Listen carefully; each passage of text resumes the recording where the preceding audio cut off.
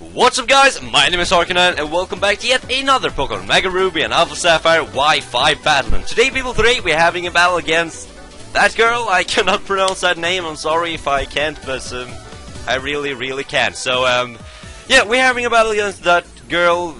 I have no idea who she is. She challenged me on the passerby system and we actually had a lot of battles with different sort of teams, but I think I'm going to post some more battles with her, but this was far the best battle, and yeah, she's rocking the Gengar, Cofagrigus, Skarmory, Greninja, Blissey, and Blaziken. So a little bit like mixed with RU, UU, Ubers, and yeah, 2 Ubers, because it was a time when Greninja was actually banned. So 2 Ubers, 2 OU, 1 UU, and 1 RU. So pretty cool. I'm using straight off OU power in here. I'm using Choice Guard Landers, because every team that I build always have a Landers. You just gotta accept it. I have a Skarmory, Latios.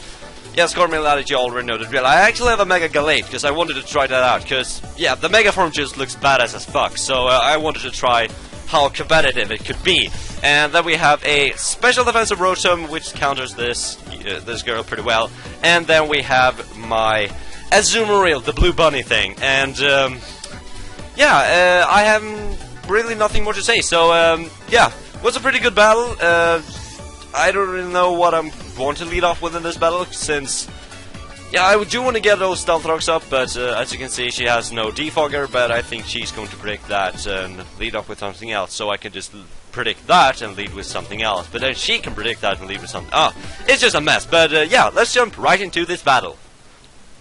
So, I'm going to lead you off with my Choice Guard Landers, as I thought that was the safest play to go with. But she actually is going to lead off with her Blaziken straight away, predicting my Skarmory lead, potentially. So, my Landers against her Blaziken is a pretty good matchup for me, since I can Earthquake her ass and something.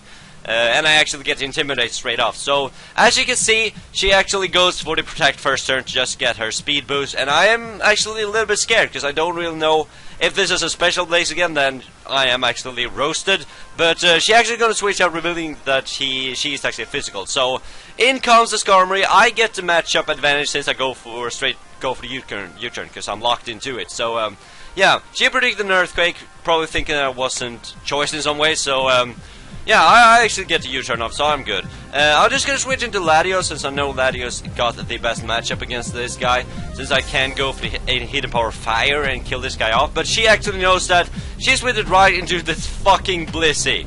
It's so bulky. Oh my god, it gives me so much trouble. But this Blissey is gonna take no damage from this fire, Hidden Power Fire at all. And my Latios is just sitting here pissed off. And as you can see, I just stay in and go for the side shot, because I need damage on this Blissey straight off. And I actually do a solid amount of damage with a critical hit. And yeah, that's actually really fortunate for me, because this Blissey is not gonna be living too long anymore.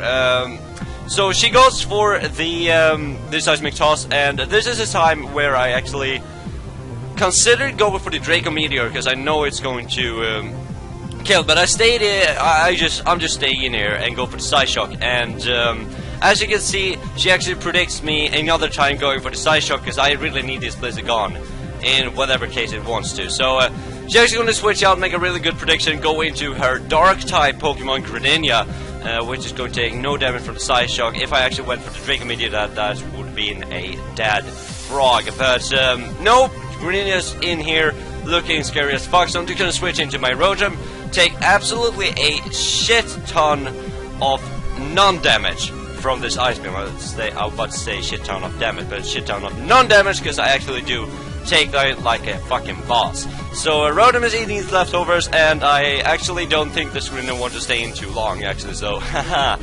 Joke's on you, Greninja. Yeah, you suck.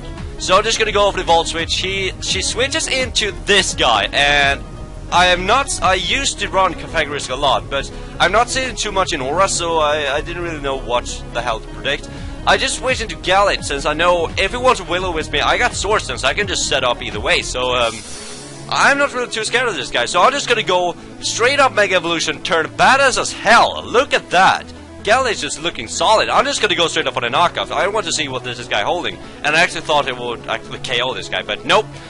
So I get Mummy ability. I really know Mega Gallade doesn't have the best ability either way, but as you can see, I actually knocked off his Chesto Berry, and he goes for the rest, so that's a perfect play for me, because now he will be fast asleep for at least 3 turns, and then I get 2 times to set up Sword Stance and then kill whatever I want. So as you can see, she switched out into Skarmory, realizes that, and I actually go for my first Sword Stance. So I'm looking powerful as hell in here. I'm just gonna go straight up close combat this Skarmory to the next dimension, and holy moly, that Skarmory just got wrecked. That's a bad day to be a metal bird, ladies and gentlemen. Holy shit, that guy just got wrecked. So yeah, Skarmory goes down, no problemo. In comes the Gengar, which means 2 things. Either he's Focus Sash and he can take 1 hit, or he's actually Choice Scarfed. And as you can see, he actually goes for the Hex, which is an interesting move on the Gengar. So I was like, what the hell? Why do you have Hex on that thing? But you're going to see later why she has Hex on the thing, and it's actually pretty cool. I actually like that tactic. But I switch in my Rotom. I actually do take a lot of damage from that thing, and I get my Volt Switch up. So once again, I get the matchup on the Cofagrigus as I want to. I actually end up getting another crit on the Volt Switch, but at this point it doesn't really matter. So I'm just gonna switch back into Gallade, knowing that I can actually set up at this point. So she withdraws the Cofagrigus and switches straight into the, what was it? Yeah, the Blaziken. This battle has been a long time ago. I just went for the knockoff, predicting the Gengar to come in, predicting my Sword Stance, but I actually knock off his Lumberry, which is pretty interesting. Usually they run Mega Stone or Life Orb, but hey, it works for me. I'm just gonna switch in my Pika-Blue, my Azumarill, predicting his Protect so he can get the speed boost off. My Azumarill is actually Choice Banded, so I can do a lot of damage since I know. And I predict the switch into the Cofagrigus, and that's why I didn't went for the Aqua Jet. So I actually do a lot of damage to the Cofagrigus, but he actually mummies my huge power. But I believed in my little bunny, blue bunny thing, and I actually went straight for the Waterfall again, thinking that I'm Choice Banded. Either way, if it is huge power or not, I think I could actually KO it. And since you guys know, I actually do KO it. So in comes the Greninja again. I just need to switch out. He predicts my switch good into Rotom, and he actually goes for the Toxic Spikes.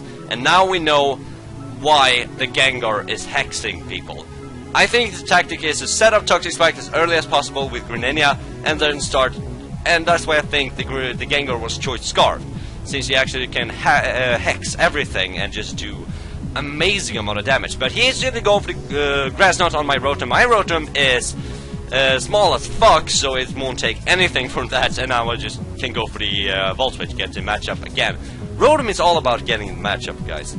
Rotom is just awesome. So I'm just gonna switch out and go into my Landorus, which is basically my Greninja killer, since he is a Grass type right now. My U-turn will be super effective, so yeah, I'm just gonna go for it. I think she was pretty surprised that I actually was faster than her, because I think she thought, since I led with the Landorus, that I will be some sort of a Stealth Rock support guy, but actually I'm Choice Scarfed, so joke's on you. Joke's on you. So I'm just submitting to my Latios, and this is where she reveals that she actually is Choice Scarfed. As you can see, she outspeeds my Latios, and that is a really, really fucked Latios. But Latios, you did your shit, man.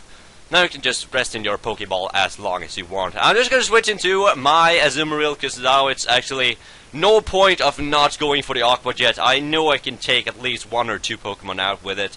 She's gonna switch into her Blissey, and this Bliss is just gonna get absolutely fucked by this Aqua Jet. Haha! Joke's on you, Blissey. Ain't too fat this time. Can't take either Aqua Jets from no mouses. Nope.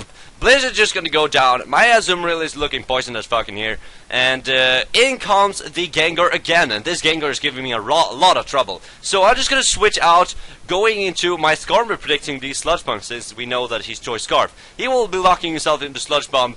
That is absolutely fantastic. She only has 2 Pokemon left, which is the Blaziken and the Gengar. So I know the Blaziken switch is going to come. So that's why I went actually straight up for the Brave Bird. So yeah. Skarmory actually gets his first kill with the Brave Bird. Wow.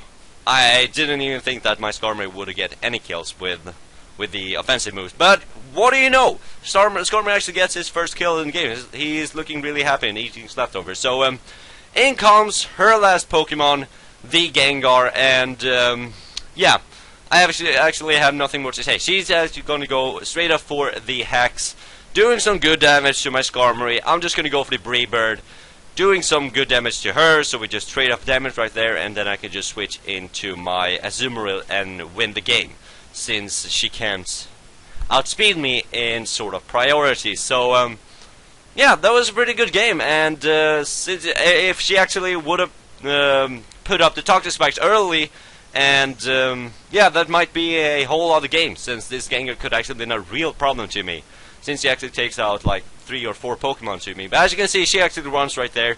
Didn't want to waste her time. So yeah, good game to whatever her name is.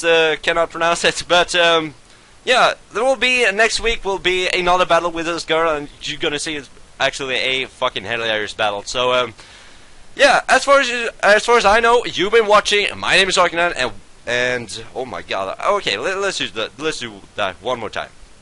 Okay, here we go. 3, 2, 1. As far as I know, you've been watching. My name is Arkanan, and I will see you guys all next time. Bye. I fucking nailed that one.